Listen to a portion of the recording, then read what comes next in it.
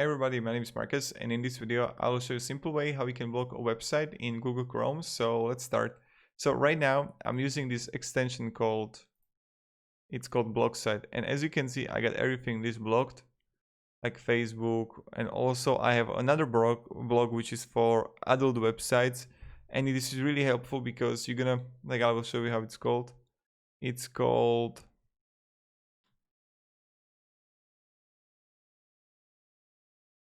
adult website blocker.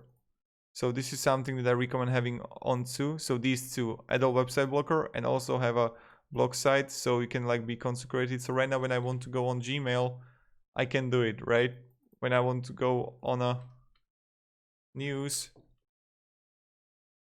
I can do it. So as you can see, you just write here block site extension, and here you got it. So you just install it, and here you got it. So this is how you can block website in Google Chrome. Thank you very much, everybody. Have a great day and goodbye.